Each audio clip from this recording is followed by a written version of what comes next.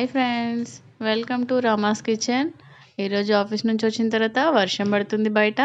బాగా వేడివేడిగా ఏదైనా చేసుకొని తినాలనిపిస్తుందండి. అందుకోసమే మనం ఆలు బజ్జీ రెడీ చేద్దాం రండి. ఇప్పుడు శనగపిండి ప్యాకెట్ ఓపెన్ చేస్తున్నాను. ఒక బౌల్ తీసుకొని మనకు కావాల్సినంత శనగపిండిని అందులో వేసుకోవాలండి.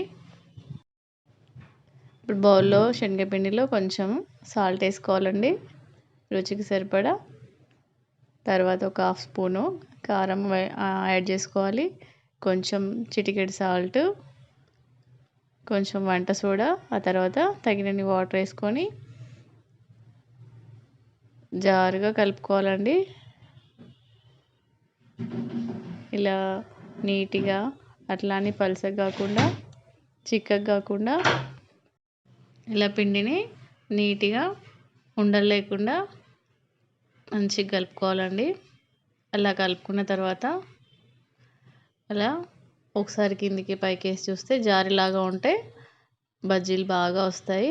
తర్వాత ఇలా రౌండ్గా అంటే ఉండలు ఏమన్నా ఉంటే అవి కూడా మెల్ట్ అయిపోయి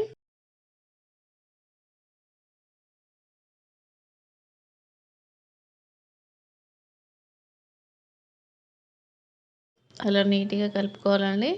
తర్వాత ఆలూని సన్నగా కట్ చేసిన పీసెస్ని ఒక్కొక్కటి డిప్ చేసుకుంటూ ఆయిల్లో, వేడైన ఆయిల్లో వేసేయాలండి.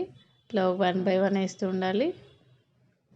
ఒక 5-6 అట్లా వేసుకుంటే ఆయిల్ కొంచెం ఈజీగా తిప్పడానికి ఈజీగా ఉంటుంది.